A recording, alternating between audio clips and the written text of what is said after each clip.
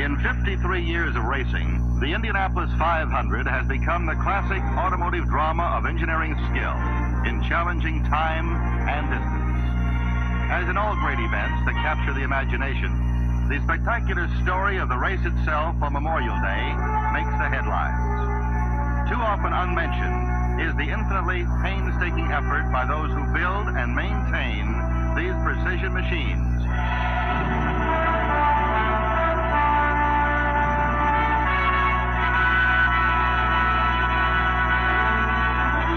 When the track opens for practice early in May, the dreams that began in shops from Portland, Oregon to North London, England, become the reality that must be proved beyond a shadow of doubt. Stakes are big. It has soared from $10,000 in 1911 to $500,000 today. The questions asked in the garages must be answered by the driver on the track. It's hard to exaggerate the skill and the courage of these professional drivers who, with full knowledge of the risks and the prize, push these precision machines to the brink of disintegration.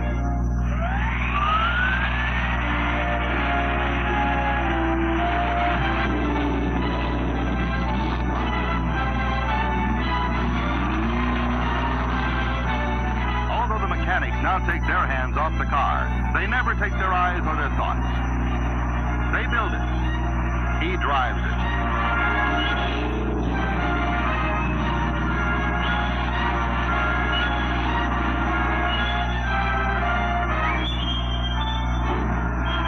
This track appears to be a simple circuit with only 4 left turns, but it's the hardest course in the world to drive at winning speeds. The pressure is on through each corner and straightaway. At 250 feet a second, there is no time to relax.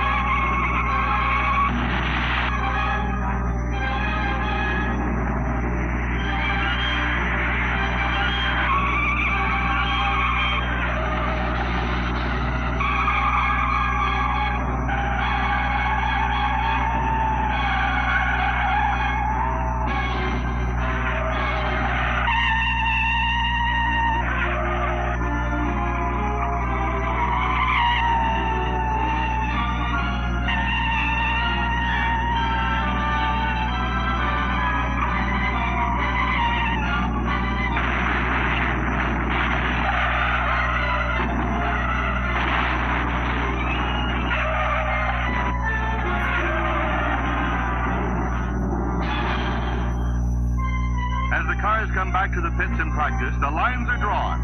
The lightweight rear-engine cars are faster than the front-engine offies that have been unbeaten since 1946. Parnelli Jones, last year's winner, is sticking with Old Faithful. The big question, the rear engines may have an edge on time, but can they stay the distance?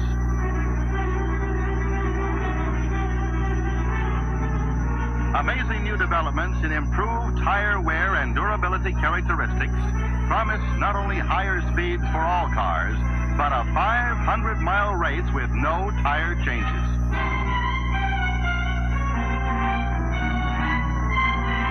With 4 on the ground they can depend on, the driver and the mechanic search out together the combination for the fastest way around.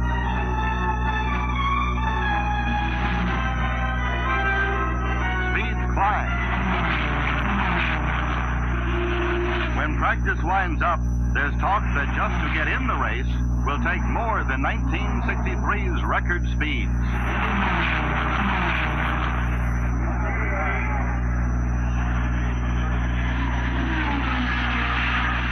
The 2 weekends before the big event are set aside for time trials. The starting field is limited to 33. And only the fastest of the entries will get in the race. For the hundreds of thousands of fans for whom Indianapolis is Mecca, just qualifying for the 500 is the pinnacle of achievement.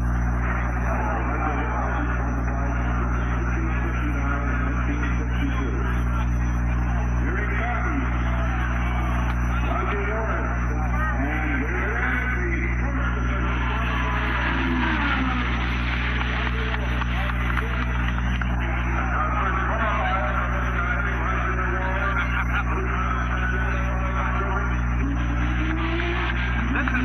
crowd's been waiting for, Bobby Marshman, who turned an unofficial 160-mile-per-hour lap in morning practice.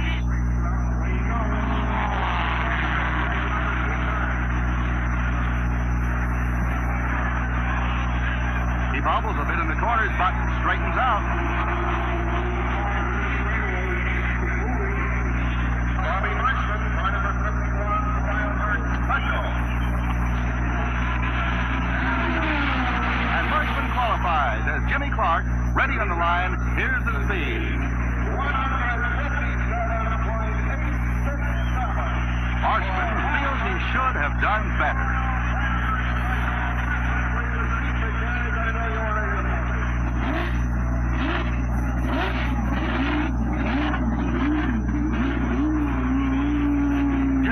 Is on his way. He came within seconds of winning last year's race as runner-up to Parnelli Jones.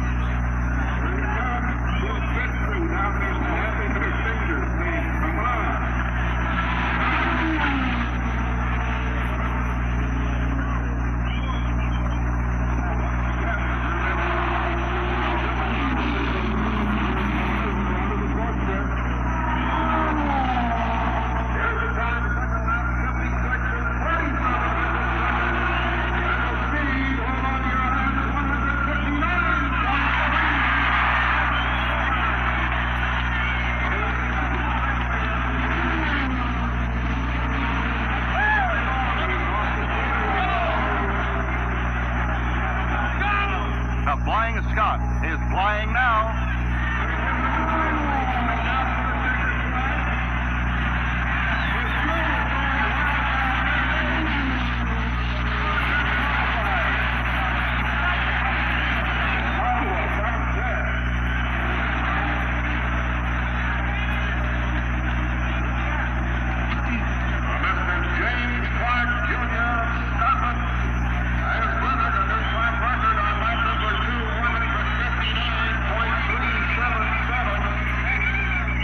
Front row is set.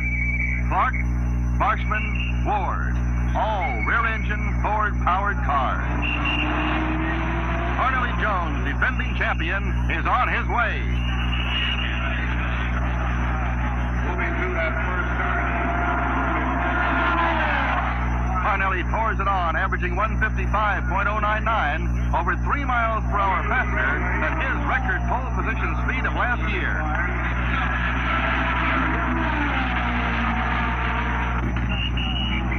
But he's not too happy with it.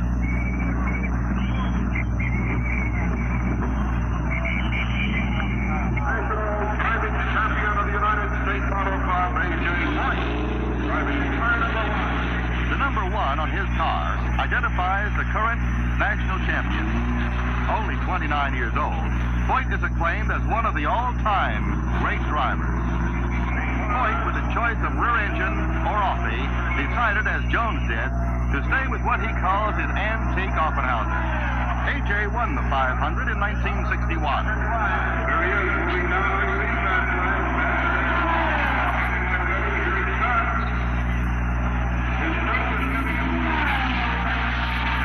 Voigt qualifies at 154.67. Like Jones, 3 miles an hour faster than last year.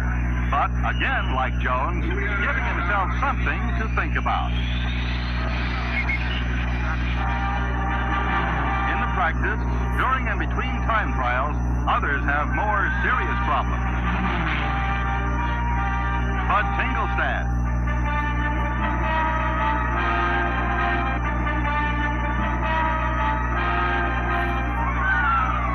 Dempsey Wilson. Bobby John.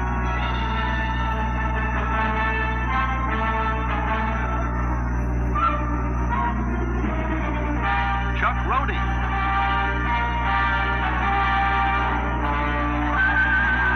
Ed Costa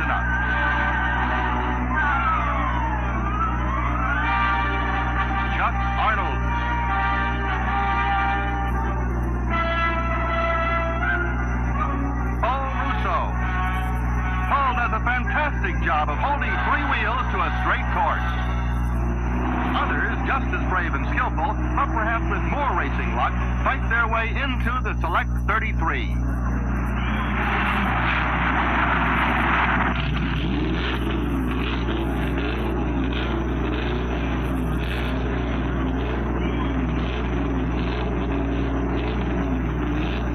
Speeds are averaging 4.5 miles faster than 1963. Eddie Sachs qualified. Three novices make the field. For years, they were the only challenge to Offie domination. Now there is one V8 for every two four-cylinder Offies. By the last hour of the last day of qualification, there is only one spot open and a score of cars that would like to make it. Bill Cheeseburg qualifies number 62 with just minutes to go before the final gun sounds. His speed is good enough to take the 32nd spot, putting number 21 on the bubble.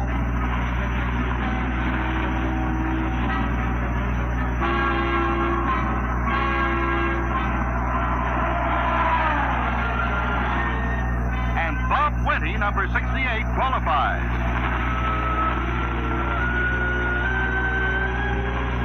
Here's a really happy man. Number 68 takes the 32nd spot and drops Cheeseburg to the bottom of the list.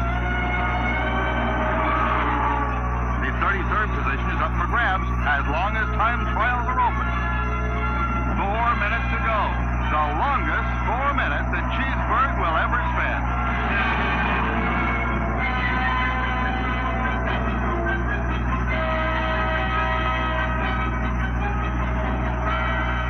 Chuck Rode's speed is not good enough, but there's another car on the line ready to go as soon as the track is cleared. 20 seconds. 10 seconds. 9, 8, 7, 6, 5, 4, 3, 2, 1. And time trials are over. Cheeseburg is in the race.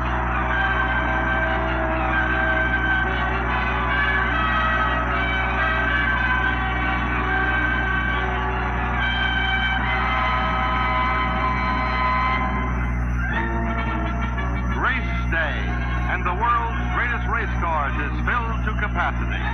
The infield accommodates 100,000 fans and 25,000 cars. There are reserved seats for another 155,000 spectators around the track.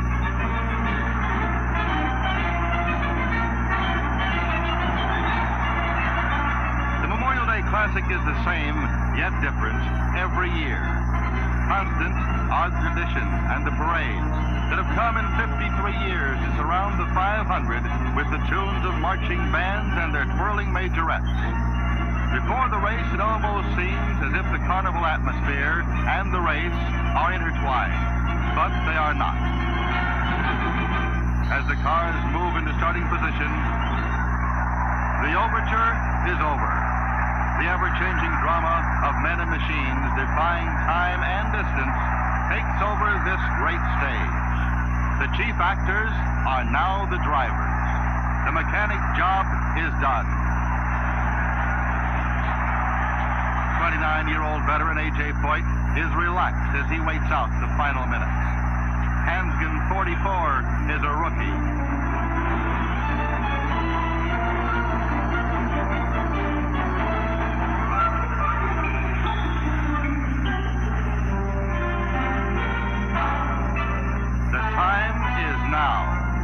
A hush falls over the great speedway as the final seconds tick off.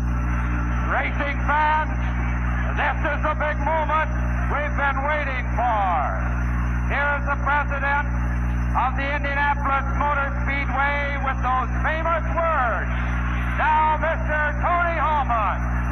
Gentlemen, start your engine.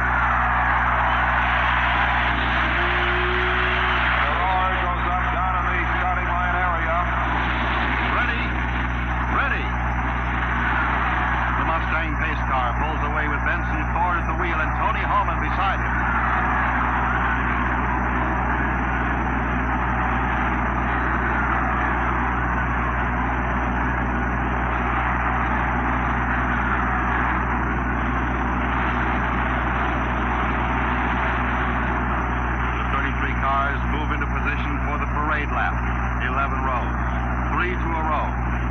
million worth of equipment. The finest assemblage of cars and drivers in the world.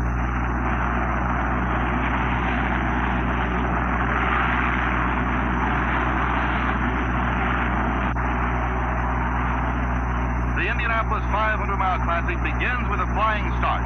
The field comes off the fourth turn into the front straightaway. The pace car pulls off the track into the pits, and the race is on. Clark shifts into high gear and jumps into the lead. Finally, Jones, inside second row, charges right after him.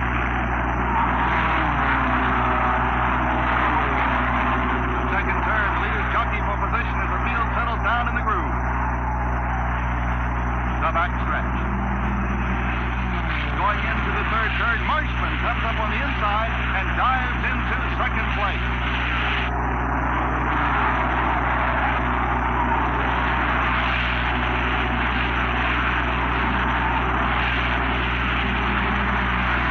Out of the fourth turn, into the straightaway is Clark, Marshman, Ward, Jones, Point, and Gurney.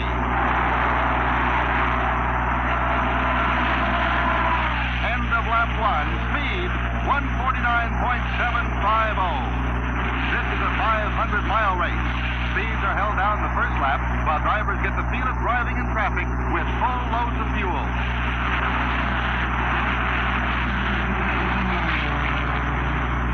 Lap two, Clark, the leader, picks up the pace to 152.156 as the field strings out.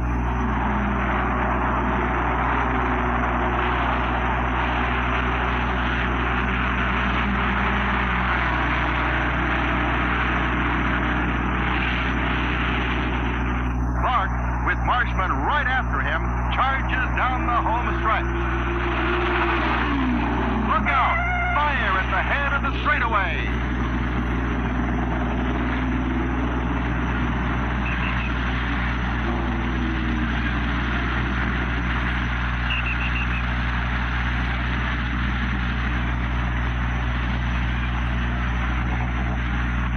Here's what happened as caught by slow motion cameras.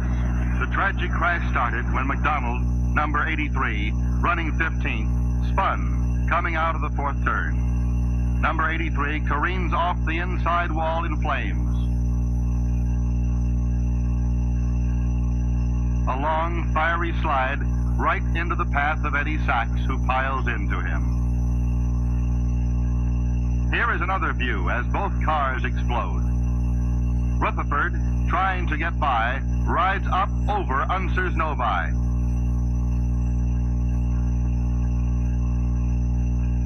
Duman smashes into the wall.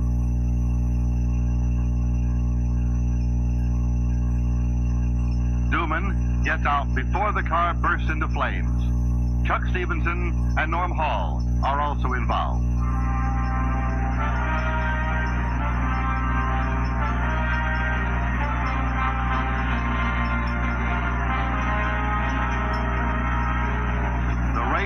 Stopped. The first time in 500 history because of an accident. 2 drivers died in the crash. Eddie Sachs and Dave McDonald. 5 others are out of the race, but they are able to walk away. Norman Hall, Ronnie Duman, Bobby Unser, Johnny Rutherford, and Chuck Stevenson. When the track is cleared, 26 cars are rolled down the home stretch. They line up single file, ready for a new start, in the same position as when the race was stopped. The professional race driver accepts racing on its own terms. He is neither a daredevil nor a hero. This is his chosen job, and he does it the best way he knows how.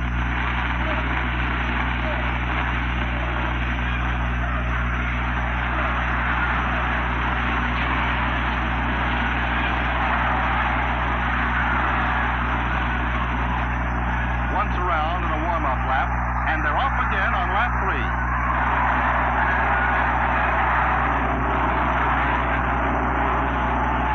Marshman charges after Clark.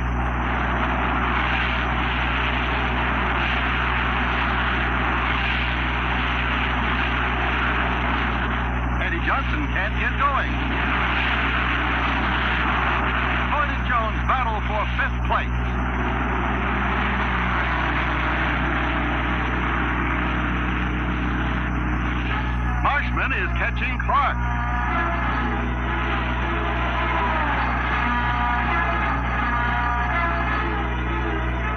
They begin to lap slower cars.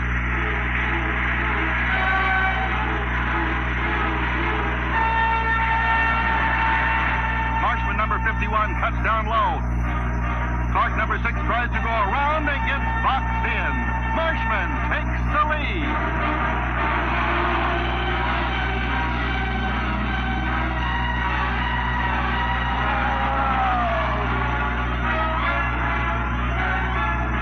Buckley watches as Bobby pours it on and pulls away from the Flying Scot. Marshman turns 157.6 laps, the fastest competition lap in 500 history, and stretches his lead over Clark to 27 seconds.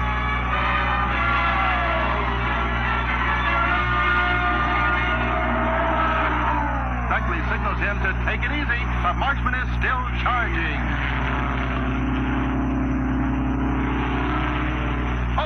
He's in trouble. He's spraying oil. On one of his low passes, he bottomed, tearing a hole in his crankcase. The caution flag goes out. Stewards are getting ready to flag Marshman in. Beckley gets the news from an official and takes off to see the chief steward.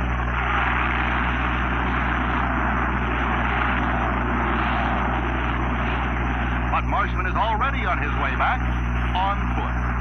Number 51 is parked in the infield as Jim Clark takes over first place.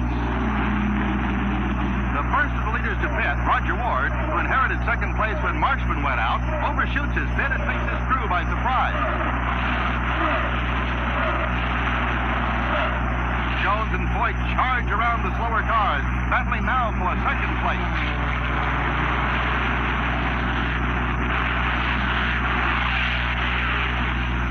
Control on Ward's car jammed, causing high fuel consumption. Clark has a 6-second lead over Jones and Foyt. Something's wrong. Clark is scraping along with his rear wheel splayed out. His rear suspension gave way and collapsed.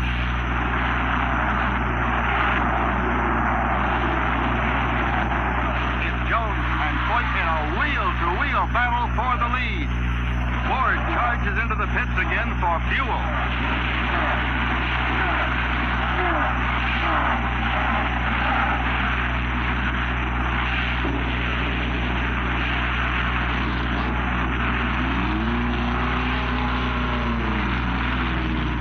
There's Foyt rolling down the home stretch without Parnelli.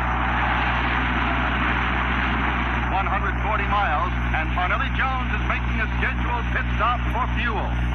No tire changes are necessary.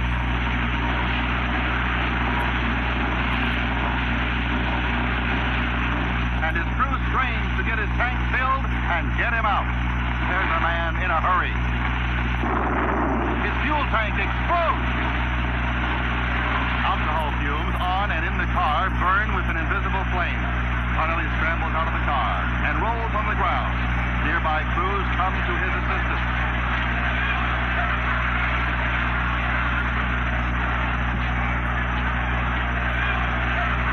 His fire-resistant coverall protects him from any serious injury, but he's out of the race. Foyt gets the word from his crew as he charges down the straightaway.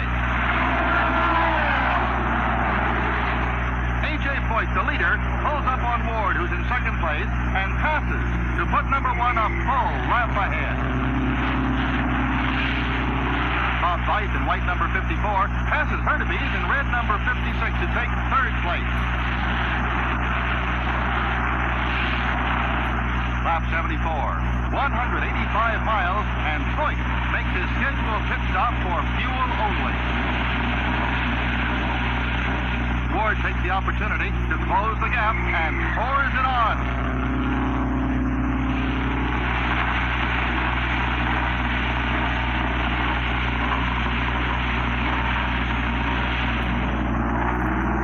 Foyt charges out of the pits as Ward heads down into the straightaway.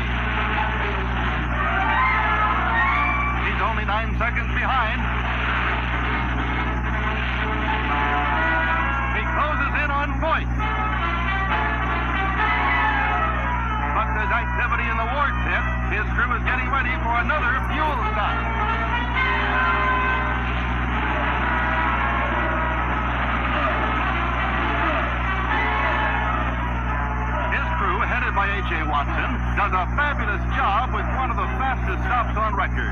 But with the car's high rate of fuel consumption, Ford will have to make at least 2 stops for every one of Foyt's.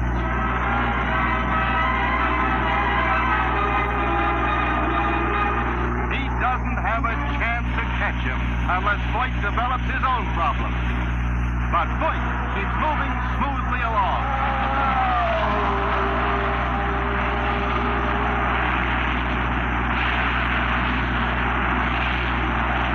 The last lap, the race grinds on, mile after mile. Troy Ruttman spins.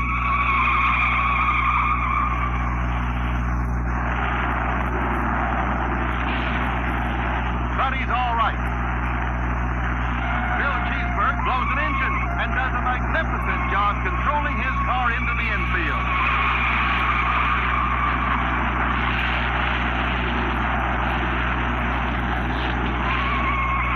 Bobby Grimm spins as the race goes into its very last minute.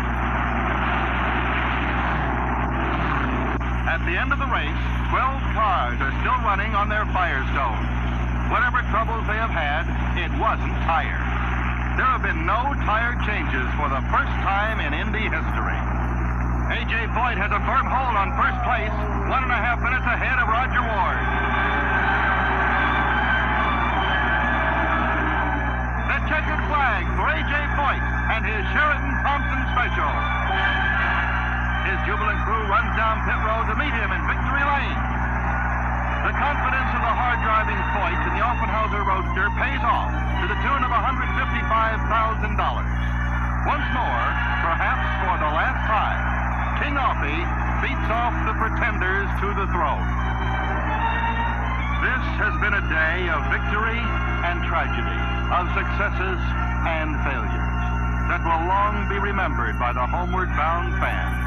In this 500 drama, it is not always just the names of the winners